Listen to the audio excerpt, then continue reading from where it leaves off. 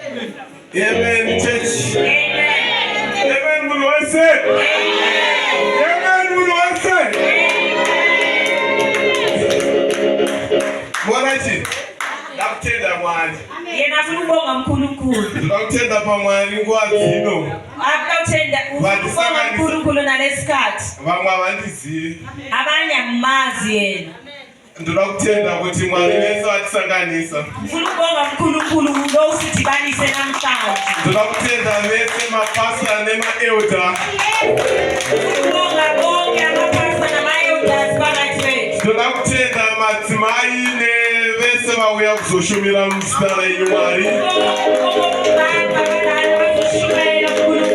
Ndoda kutenda nekuti nezvidhakwa zvauya zvichishumira Mwari.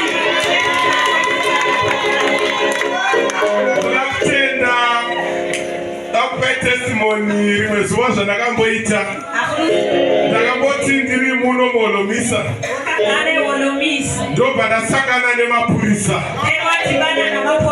Ndasangana nemapurisa ndakangoti muzita renyu Mwari. Vamwe vakatorwa vakapinda muvheni vakapinda mumota. Ndakasara asi handisi kungwara kwangu asi kungwara kwaIshe. Munhu wese anorumbidza Mwari. Ndinoda kutenda munhu wese auya achizotenda Mwari wake.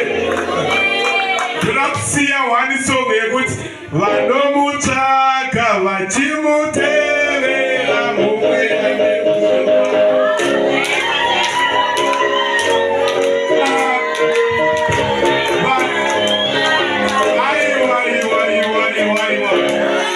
Ameno chichi kuita microphone, ameno chi.